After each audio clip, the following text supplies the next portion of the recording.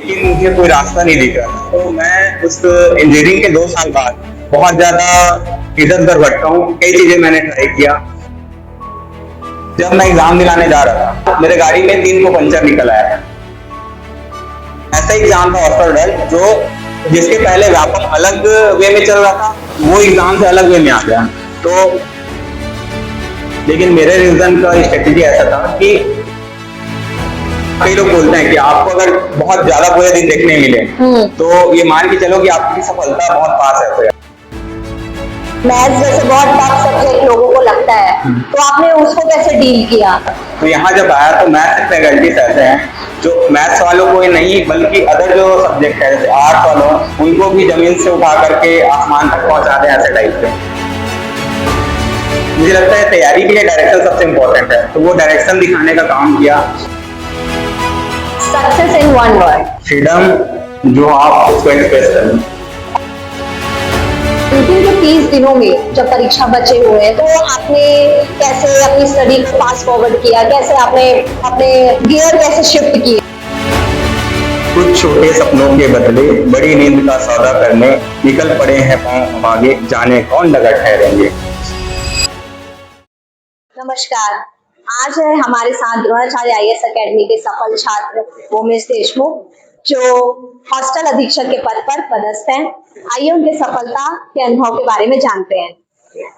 तो उमेश, सबसे पहले तो मैं आपसे आपकी शैक्षणिक और पारिवारिक पृष्ठभूमि के बारे में जानना चाहूंगी। धन्यवाद सुनीता, मुझे ये अवसर प्रदान करने के लिए। मेरा प्रारंभिक शिक्षा अपने गांव में ही हुआ। उसके बाद माध्यमिक शिक्षा कोबा में हुआ, शिशु मंदिर में। इसके बाद मैं उच्च शिक्षा के लिए इंजीनियरिंग किया हूँ।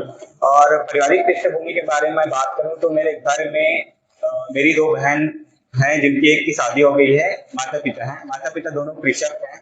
अच्छा, तो जैसे आपका कहना है कि पारिवारिक पृष्ठभूमि आपकी कृषक वर्ग से आती है, तो आपने सरकारी नौकरी के बारे में कब और कैसे सोचा? जब मैं इंजीनियरिंग पास किया उसके बाद मुझे कुछ ऐसा करना था जिसमें मैं खुद का नाम पर कुछ कर सकूं, क्योंकि खुद का पहचान बनाना था। लेकिन मुझे कोई रास्ता नहीं दिख रहा था। तो मैं उस इंजीनियरिंग के 2 साल बाद बहुत ज्यादा इधर उधर भटका हूँ। कई चीजें मैंने ट्राई किया। एक बार क्या हुआ कि दीदी मेरी प्रेग्नेंट थी और उन्होंने द्रोणाचार्य आईएएस अकेडमी ज्वाइन किया था। तो उनका देख रेख करने के लिए उनके साथ मैं भी आया करता था। तो उस बीच क्या हुआ कि मैं पढ़ाई को लेकर के इंटरेस्टेड नहीं था, लेकिन जा करके सिर्फ बैठ जाता था। 2 घंटे का क्लास होता था, क्लास में मुझे मजा भी आता था और दीदी का ख्याल भी रखना हो जाता था। तो फिर उतना बस करता था, मैं जाकर के क्लास में बैठता था। 1-2 महीने हो गए, रिजल्ट मेरा बहुत अच्छा आने लगा। मैं जाकर के कुछ नहीं करता, सिर्फ बैठ जाता था। तो जब दीदी वहां से छोड़ी, मतलब प्रेग्नेंट करते, तो सिचुएशन जैसे आगे बढ़ता जाता है मंथ वाइज, तो प्रॉब्लम आती है। फिर भी 2 मंथ बाद छोड़ दी। लेकिन मेरा ऐसा था कि आगे कुछ करने को था नहीं। और मेरे सर बोले, गिरीश सर जो द्रोणाचार्य अकेडमी के डायरेक्टर हैं, वो बोले कि भाई आपका जो परफॉर्मेंस है बहुत अच्छा है, आप कंटिन्यू रहे वैसे करके। तो बिना एक भी फीस लिए मुझे द्रोणाचार्य पढ़ने के लिए, बैठने के लिए वो प्रोत्साहित किए। तो मैं चलो ठीक है, मेरे पास तो कुछ है नहीं करने को, चलो मैं बैठ जाता हूँ। तो फिर जैसे बैठा, मैं जो पढ़ाते थे सिर्फ उसी को रिवाइज करता था। और मेरा जो पढ़ाई बोल सकता हूँ मैं ठीक लेवल पर मुझे दिखने लगा। तो फिर उसी टाइम कुछ महीने बाद प्रीलिम्स का एग्जाम आया। तो आइट साइड सभी लोग तैयारी कर रहे थे, तो मेरे को भी लगा कि चलो प्रीलिम्स का तैयारी करना चाहिए ऐसे बैठे। तो प्रीलिम्स की तैयारी मैं करने के लिए जुट गया बहुत ज्यादा मेहनत से, कि इतना ज्यादा अपने आप को झोंक दिया था कि आंखों में ड्राइनेस आ गया, आंखें लाल दिखने लगी।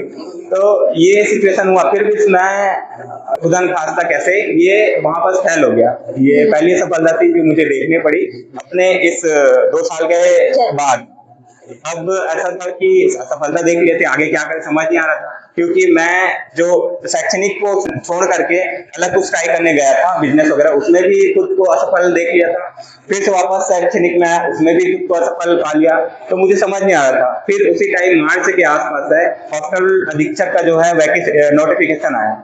तो फिर सर लोग प्रोत्साहित किया, भाई तुम्हारा पढ़ाई सही है, आप इसका तैयारी करो ऐसा करके। और जो भी उसके लिए ड्रीम मेरे अंदर जगाया जा सकता है कि राजा नौकरी है, कि काम आपको लिमिटेड करना पड़ेगा, आप आगे भी तैयारी कर सकते हो, तो आपको इस एग्जाम के लिए फोकस करना चाहिए ऐसा करके। तो मुझे लगा सही है भाई। तो चलो ऐसा करके मैं तो उस चीज में बहुत ईमानदारी से बैठ गया और लगभग 2-2.5 महीने मेरे पास बचे थे, उसमें मैं ईमानदारी से तैयारी किया और रिजल्ट ऐसा रहा कि मुझे ओवरऑल छत्तीसगढ़ में 63वां रैंक प्राप्त हुआ। देखिए कितने असफलताओं के बाद भी 63वां रैंक प्राप्त करना एक अपने आप में उपलब्धता है और उसका साक्ष्य हमारे सामने हमारे साथ बैठा हुआ है।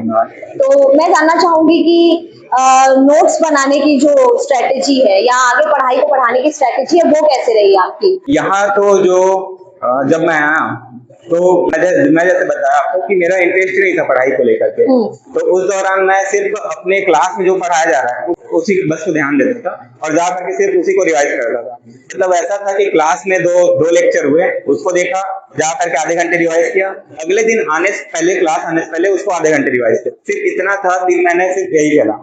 प्रीलिम्स के टाइम मैंने क्या किया था कि जितने मैंने नोट्स बनाए थे उसको मैं कम से कम टाइम में रिवाइज करने की कोशिश करता था और जो नया मेरा बचा हुआ है उसको मैं सर से डायरेक्टली आकर के मिल के पढ़ता था कि सर मेरे को चलो 1 घंटा है, मेरे को इसको समझा दो, 15 मिनट है इसको समझा दो, टॉपिक वाइज सर से मिल करके सारी चीजें करता था। कुछ चीजें छूट जाती थी, मैं यूट्यूब के सहारे चला जाता था कि वहां से कुछ चीजें देख लूं। तो मेरा जो तैयारी था एकदम स्ट्रक्चर्ड वे में नहीं हुआ है। अच्छा, हाँ, जैसे आपने नोट्स की बात किया तो नोट्स जो क्लास नोट्स बनाए जाते थे सर जो कराते थे उसी को मैं अपने हिसाब से मॉडिफाई करके किया करता था और ताकि मुझे कम से कम उसमें रिवाइज करने की जरूरत हो, क्योंकि जैसे सर भी उसको ग्राफिकल हो गया या फिर डायग्राम के माध्यम से हम लोग को समझाते थे, तो मेरे लिए वही बहुत ज्यादा बेनिफिट था कि मैं अपने सारे के सारे नोट्स ग्राफ के माध्यम से या फिर डायग्राम के माध्यम से, फ्लो चार्ट के माध्यम से, इस सारे माध्यम से मैंने बनाया था, ना कि लाइन बाय लाइन। तो ये मुझे बहुत ज्यादा हेल्प किया रिवाइज करने में भी और नोट्स बनाने में। तो नोट्स की बातें तो हमने कर ली, लेकिन करंट अफेयर एक ऐसा सब्जेक्ट होता है जो हर बच्चा चाहता है कि कैसे करके भी उसे मैं पढ़ लूं। तो करंट अफेयर्स का नोट्स आपने कैसे बनाया या फिर उसे पढ़ने में आपको क्या डिफिकल्टी हुई और आप कैसे उसको पढ़ पाए, इसके बारे में आपसे जानना चाहूंगी। करंट अफेयर्स बहुत इंपॉर्टेंट है, मुझे लगता है सीजीपीएससी हो, व्यापम हो या फिर यूपीएससी जैसे किसी भी एग्जाम के लिए। तो उसके लिए ऐसा है कि आप अगर न्यूज़पेपर पढ़ते हो डेली तो आपको बेनिफिट तो करेगा ही, आपके थॉट प्रोसेस को स्ट्रक्चर करने में, आंसर राइटिंग स्ट्रक्चर करने में, ये सारी चीजें में, वोकैबुलरी में आपको मदद करेगा। इसके साथ साथ अवेयर रहने में भी मदद करेगा। तो अगर आप कर सकते हो तो डेली बेसिस पे न्यूज़पेपर पढ़ो, ठीक है, ये तो पहली चीज है। अगर नहीं हो पा रहा है फिर भी तो उसके और अदर ऑप्शन हो सकते हैं। अब यूट्यूब में जो इम्पोर्टेंट यूट्यूब चैनल्स हो सकते हैं जैसे दृष्टि आईएएस हो गया, तो उनके करंट अफेयर्स आते रहते हैं, तो उनको आप रिफर कर सकते हो। इसके साथ साथ अवेयर रहने के लिए प्रशांत धवन का चैनल है, सर का चैनल है, स्टडी IQ का चैनल है, उसमें जाकर के आप करंट अफेयर्स रिलेटेड वीडियो देख सकते हो, ठीक है। तो मुझे लगता है बहुत ज्यादा इंपॉर्टेंट है, आपको तैयारी के दौरान बांधे रखता है। आपको 24 घंटे जोन में रहना पड़ता है आप जब तैयारी करते हो, तो 24 घंटे जोन में मेंटेन करने के लिए यूट्यूब वीडियोस आपको हेल्प करते हैं। तो यूट्यूब वाले वीडियोस हो गए। इसके साथ साथ कोचिंग में भी लास्ट के दिनों में करंट अफेयर्स के क्लासेस चलाए जाते थे, तो वो भी मेरे को बहुत ज्यादा हेल्प किए थे। और इसके साथ साथ मैगजीन भी लास्ट टाइम आता है, तो मेरा तो सिंपल यूट्यूब चैनल फॉलो करना कुछ और लास्ट टाइम फिर मैगजीन कवर करना। तो आपने नोट्स और करंट अफेयर्स के बारे में तो बताया, अब मैं चाहती हूँ कि आप बताएं हमारे दर्शकों को कि रिवीजन की स्ट्रेटेजी क्या रहेगी आपकी। रिवीजन का मेरा तरीका ये था, जैसे मैं बहुत सारे बच्चों को देखा हूँ जो तैयारी करते हैं, मैंने ये पाया है कि रिवीजन बहुत ज्यादा स्लो करते हैं वो लोग, या फिर रिवीजन में सारा का सारा जो पढ़ना है उसको पढ़ते हैं। लेकिन मेरे रिवीजन का स्ट्रेटेजी ऐसा था कि जो चीजें मैं भूल सकता हूँ, जो एग्जाम में मेरे को याद नहीं आएगा, उन सारी चीजों को मैं पढ़ता था। जैसे कि नोट्स बनाया हूँ उसमें मेरे 100 वर्ड्स रहेंगे, लेकिन मैं ऐसे नोट्स बनाता था जिसमें वो 100 वर्ड्स या 10 वर्ड्स में मुझे रिकॉल करा जाए बाकी सब। तो फिर रिवीजन जब करता था सिर्फ 10 वर्ड्स को मैं देखता था, की पॉइंट्स को। इसके साथ साथ मैं रिवीजन बहुत तेजी से करता था। अगर उसमें मेरा माइंडसेट काम आता था, अगर किसी सब्जेक्ट को अगर 5 घंटे में किया जा सकता है तो मैं ये टारगेट लेता था कि इसको 2 घंटे मेरे को कंप्लीट करना चाहिए। तो जब आप एड्रेनलिन मोड में चलते हो तो वो सारी चीजें आप 2 घंटे में नहीं कर पाओगे, लेकिन हो सकता है आप 3 घंटे में कर जाओ, तो 2 घंटे का जो बेनिफिट है वो आपको होगा। तो रिवीजन मैं तेजी से करता था और की पॉइंट्स वे में करता था। ये काफी हद तक मुझे लगता है स्टूडेंट्स के लिए एक तरीका हो सकता है जो अपना सकते हैं। और अब मैं जानना चाहूंगी कि अंतिम के 30 दिनों में जब परीक्षा बचे हुए हैं, तो आपने कैसे अपनी स्टडी को फास्ट फॉरवर्ड किया, कैसे आपने अपने गियर कैसे शिफ्ट किए आपने? शायद ये इम्पोर्टेंट बहुत ज्यादा है क्वेश्चन, क्योंकि मेरी जितनी भी प्रिपरेशन हुई है मैंने ज्यादा प्रिपरेशन नहीं किया है। फर्स्ट ऑर्डर के टाइम किया था, प्रीलिम्स टाइम किया था, इसके अतिरिक्त मैंने तैयारी नहीं किया है।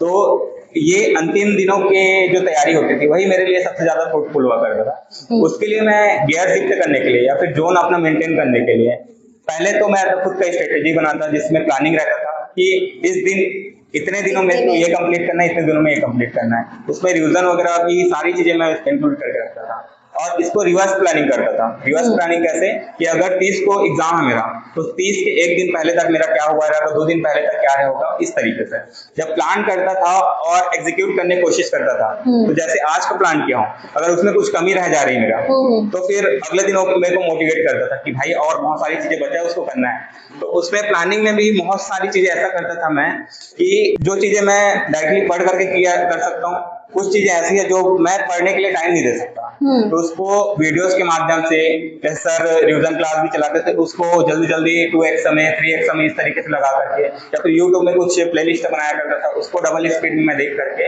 अपना जो 30 दिनों का जो टाइम है उसको किसी भी तरीके से उसमें मेंटेन करने की कोशिश करता, जो प्लानिंग मैंने किया है उसको एग्जीक्यूट करने के लिए। चीज और है, जैसे कि जोन टेक्निक का यूज करता हूँ मैं। जोन टेक्निक इस तरीके से काम आता है कि कुछ भी ऐसा सॉन्ग हो सकता है, कुछ लाइन्स हो सकता है जो आपको हिट करे और आप उस पढ़ाई वाले जोन में चले जाओ।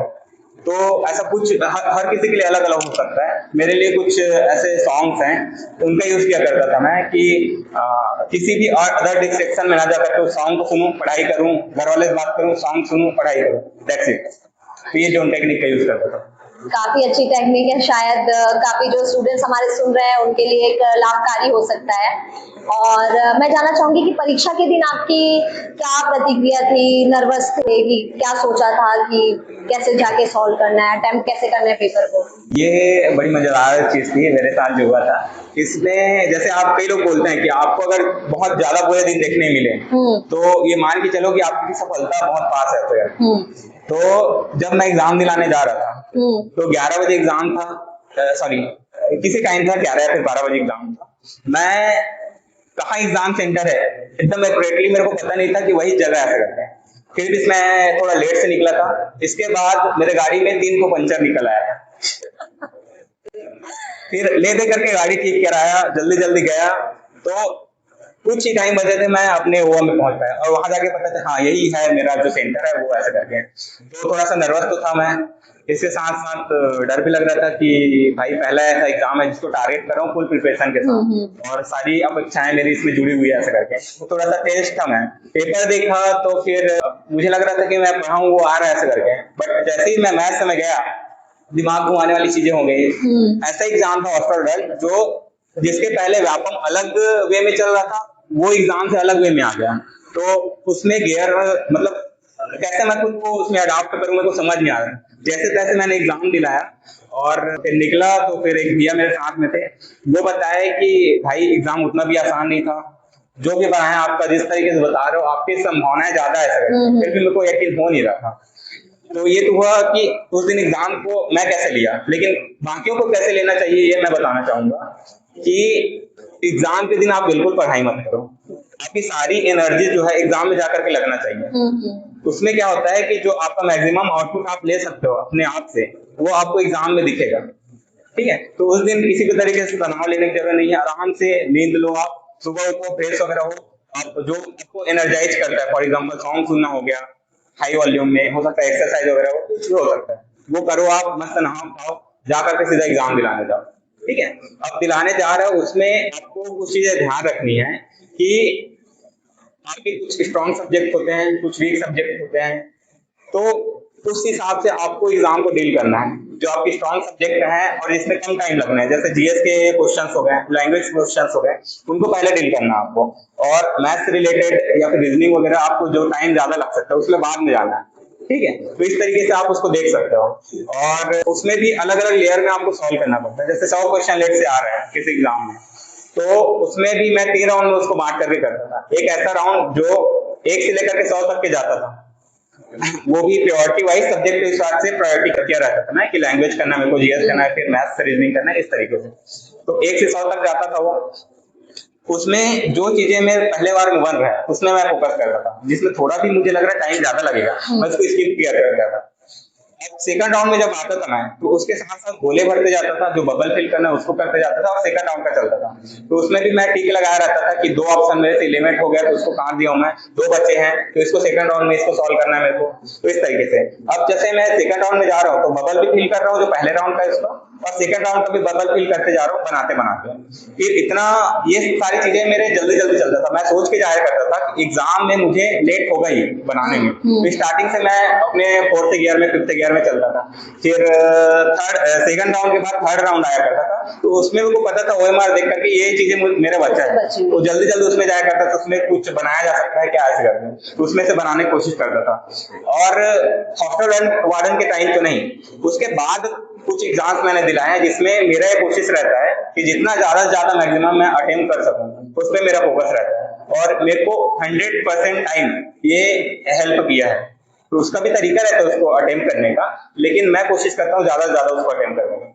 तो मैं एक चीज जानना चाहूंगी आपसे कि आपने द्रोणाचार्य आईएएस अकेडमी को ही क्यों चूज किया? जैसे मैंने पहले बताया था कि तैयारी का मेरा कोई इरादा नहीं था, लेकिन सर बोले कि चलो बैठ जाओ तैयारी करो ऐसे करके। तो जैसे ही मैं क्लास में बैठने लगा तो सर का पढ़ाई का तरीका ऐसा था कि मजा भी आता था, तो चलो मेरा एंजॉयमेंट भी हो जाता था, इसके साथ साथ हंसी मजाक में याद भी हो जाता था। जैसे सर पहले पढ़ाते थे, एक बार उसके बाद रिवाइज कराते थे, नोट्स बनाते थे, क्लास में सारी चीजें याद हो जाती थी। और एक चीज और मैं देखा था कि बाकी कोचिंग को, मैं दूसरा कोचिंग गया नहीं, ठीक है, लेकिन यहाँ कोचिंग में मेरे को फैमिली वाला इन्वायरमेंट मिला कि भैया जैसे सपोर्ट करते थे, कोई भी बात आया कुछ भी इशू हुआ मेरे को बैठा करके समझाते थे। एक झिझक नहीं था मेरे अंदर कि जाकर कुछ डाउट है उसको मैं क्लियर ना कर पाऊँ ऐसा करके। तो शायद यही रीजन है कि मैं इस कोचिंग में बना रहा। और मैथ्स जैसे बहुत टफ सब्जेक्ट लोगों को लगता है, तो आपने उसको कैसे डील किया? मैथ्स, जैसे कि मैं पहले से मैथ्स बैकग्राउंड से था, लेकिन कभी भी मैं कॉम्पिटिटिव एग्जाम का तैयारी नहीं किया था पहले। तो ये कॉम्पिटिटिव एग्जाम में मैथ्स का डिफरेंट होता है, आपका जो 11th-12th में इंजीनियरिंग में पढ़ते हो वो डिफरेंट रहता है। तो यहाँ जब आया तो मैथ्स के फैकल्टीज ऐसे हैं जो मैथ्स वालों को ही नहीं बल्कि अदर जो सब्जेक्ट है जैसे आर्ट्स वालों, उनको भी जमीन से उठा करके आसमान तक पहुंचा दें ऐसे टाइप से। तो फिर उनके क्लास में मैं सिर्फ बैठता था, और बैठने बस से मेरे को जितने भी टॉपिक्स हैं वो इजीली समझ आ जाया करते थे। इसके साथ साथ सर लास्ट के दिनों में रिवीजन क्लासेस भी चलाते थे मैथ्स वाले सर, जिसमें एक एक टॉपिक को सिर्फ 10-15 मिनट में कैसे सम अप करना है, सम अप कर दिया करते थे। तो वो बहुत ज्यादा हेल्प की। इसके साथ साथ लगातार टेस्ट हुआ करता था मैथ्स का, नहीं हुआ करते थे फिर भी मैं जा करके बोलता सर मेरे को टेस्ट पेपर दो, मैं बैठ करके सॉल्व करूंगा। तो ये फैसिलिटीज आई थिंक दूसरे कोचिंग में मेरे को मिलता नहीं है, जो फैमिली वाला एनवायरनमेंट प्लस जब चाहो तब जा करके टेस्ट दिला लो या फिर पढ़ाने के लिए बोल दो, तो ये सारी चीजें मुझे बहुत ज्यादा हेल्प किया। और कोचिंग में यहाँ आपको फैकल्टी ने आपको कैसे गाइड किया, उनकी क्या गाइडेंस रही, आपको कैसे आपके प्रिपरेशन में आपको हेल्प किया? पहले तो प्रिपरेशन में आने का ही श्रेय सर लोग को जाएगा, क्योंकि मैं तैयारी नहीं कर रहा था, डायलेमा में उलझा हुआ था अपने, तो उसके लिए तो वही सबसे बड़ी बात है। इसके साथ साथ जब आया मैं तो किस वे में तैयारी किया जाना चाहिए, डायरेक्शन क्या हो सकता है, मुझे लगता है तैयारी के लिए डायरेक्शन सबसे इम्पोर्टेंट है, तो वो डायरेक्शन दिखाने का काम किया। इसके साथ साथ जो एफर्ट सर लोग डालते थे, तो मैंने पर्सनली देखा, उनके साथ रहा भी मैं, तो उनका एफर्ट मेरे को इंस्पायर भी किया, प्लस जो मोटिवेशन मुझे दिया करते थे बीच बीच में जब मैं डिमोटिवेट फील करता था, तो वो सारी चीजें हैं जो फैकल्टीज ने मुझे प्रोवाइड किया। इसके साथ साथ कुछ कुछ एक्स्ट्रा एफर्ट लगातार वो डालते ही रहते हैं, मैथ्स वाले सर हो या फिर गिरीश सर हो। इसमें क्या था कि जैसे मैथ्स बुक वगैरह हो गया, वर्क बुक वगैरह हो गया, या फिर प्रैक्टिस सेशन वगैरह हो गया, या फिर रिवीजन क्लासेस वगैरह हो गया, ये कंटिन्यूअसली चलता था। तो आपको अगर रेगुलर क्लास में मन नहीं लग रहा है तो आप जाकर के ऐसे क्लासेस में बैठ जाओ, या फिर सर लोग को डायरेक्टली बोल दो कि ये समझ नहीं आया इसको समझा दो मेरे को, तो हंसी मजाक के वे में ही सारी चीजें हो जाया करती थी और पता भी नहीं चलता था। और फैकल्टी और गाइडेंस के बारे में तो आपने बताया, साथ ही कमजोरी जो कुछ कुछ होती है हर स्टूडेंट में, तो क्या यहाँ आकर यानी इस एकेडमी में आकर आपकी ऐसी कोई कमजोरी को ये दूर करने का प्रयास किया कोचिंग ने, या आपको मदद की हो कि आपकी जो भी कमजोरी रहे उनको ओवरकम करने में? मुझे लगता है मेरी सबसे बड़ी कमजोरी थी कि मैं डिस्ट्रैक्ट बहुत ज्यादा था। मतलब कि मैं करना बहुत कुछ चाहता हूँ अभी भी। पहले ऐसा था कि मेरे को डायरेक्शन नहीं मिला था। अब किसी भी लाइफ में अगर जैसे मैं जॉब में अभी लगा हूँ, ठीक है, मैंने गरीबी देखा है। अब इतने पीढ़ी की गरीबी को मैं एक साल में 2 साल में अपने जॉब से दूर नहीं कर सकता। उसमें एक प्रोसेस रहता है। वैसे ही आपके लाइफ में कुछ करना चाहते हो, उसमें भी एक प्रोसेस रहता है। आप एक के बाद एक सीढ़ियां चढ़नी पड़ती है। आप चाहोगे कि फर्स्ट सीढ़ी से आप डायरेक्टली छत पे चढ़ जाओ, तो ऐसा नहीं हो पाता, पॉसिबल नहीं। तो उसको दिखाने में शायद भैया लोग कहा था, सर लोग कहा था कि जैसे मैं चाहता बहुत कुछ था, लेकिन उसका रास्ता क्या हो सकता है, एक स्टेबिलिटी, वो मुझे गवर्नमेंट जॉब से मिल सकता था, ये मुझे क्लियरिटी नहीं थी। तो वो क्लियरिटी जब मुझे मिला तो मैं फोकस हो पाया, और यही शायद मेरी कमी भी थी जिसे मदद सुधारने में मदद की है। अब इतनी सारी बातें हो गई है तो मैं उस दिन के बारे में जानना चाहूंगी जिस दिन रिजल्ट आया आपका और आपको दिखा कि आपका सिलेक्शन हो गया है, 63 रैंक है आपका, तो क्या प्रतिक्रिया थी, क्या रिएक्शन था आपका, आपकी फैमिली का, साथ में सारे दोस्तों का, क्या बताइए। जब रिजल्ट आया तो मुझे पता नहीं था ऐसा रिजल्ट आ गया ऐसा करके। विजय भैया है मेरे बहुत खास भैया, वो बताए कि भाई तेरा इतना रैंक आया है और तेरा श्योर है हो जाना है, हो जाएगा ऐसा करके। तो लकीली मैं जनरल से क्लियर कर लिया।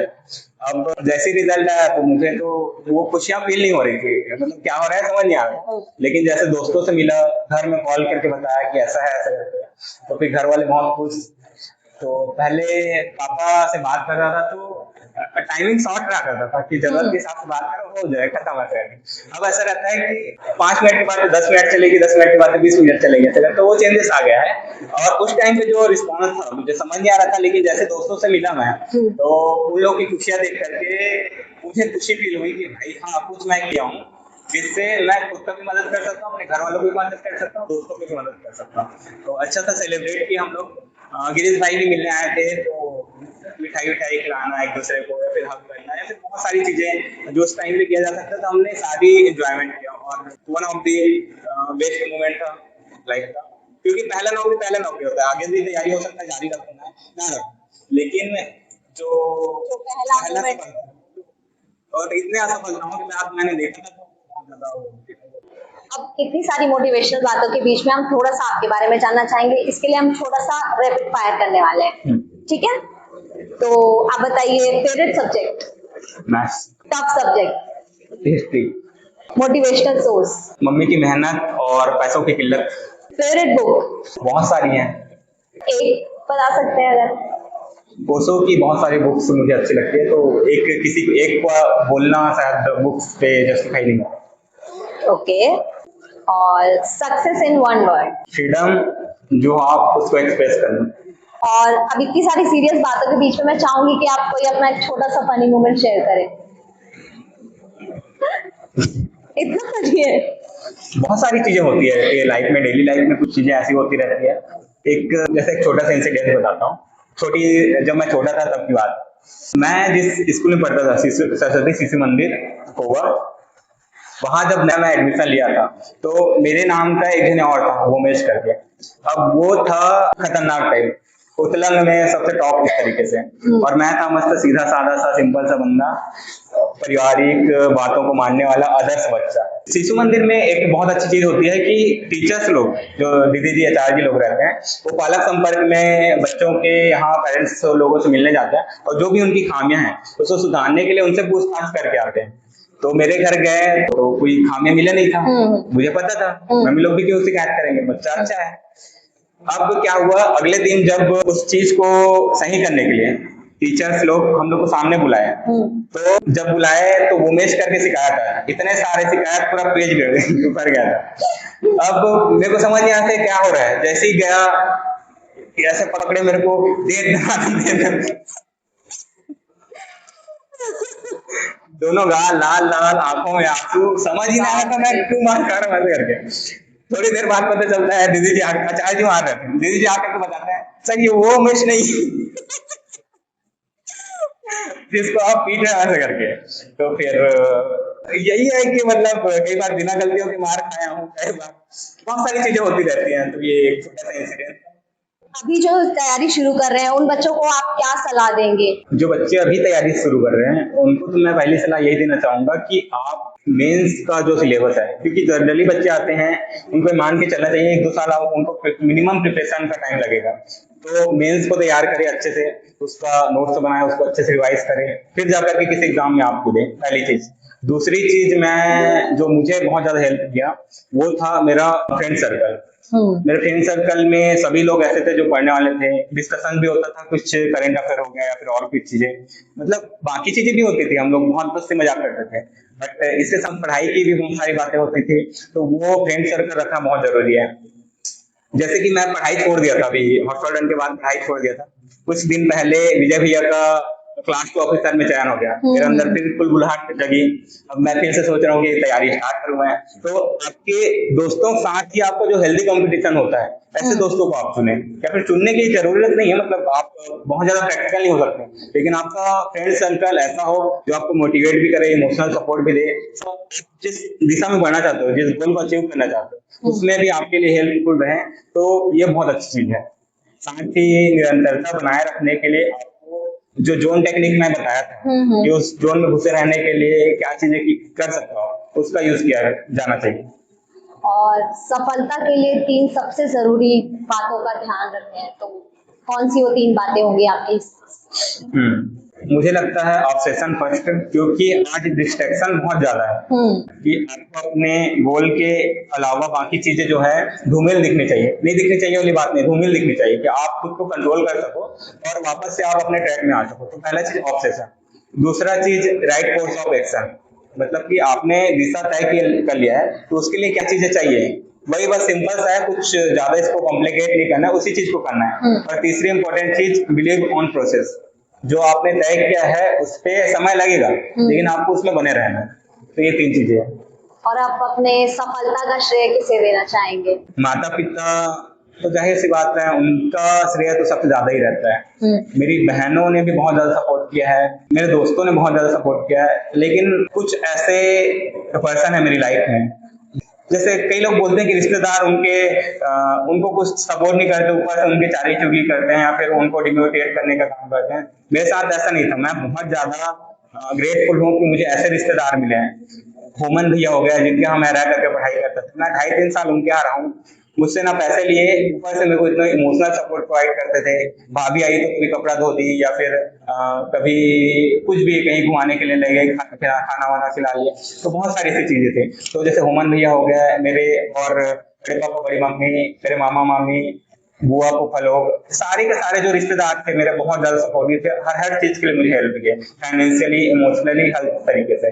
तो सारे का सारा श्रेय उनको, प्लस जिन्होंने मुझे गाइडेंस प्रोवाइड किया, जैसे गिरीश सर हो गए, सौरभ सर हो गया, और कुछ मैंने फॉलो किया था जैसे टेलीग्राम वगैरह में सर लोग जो पहले सेलेक्टेड थे वो लोग, तो सभी का श्रेय है, मैं किसी एक को या फिर खुद को इसका क्रेडिट नहीं देना चाहूंगा। कोई भी इंसान अपने आप में कुछ नहीं कर सकता, उनके सराउंडिंग से ही वो बनता है जो बनता है।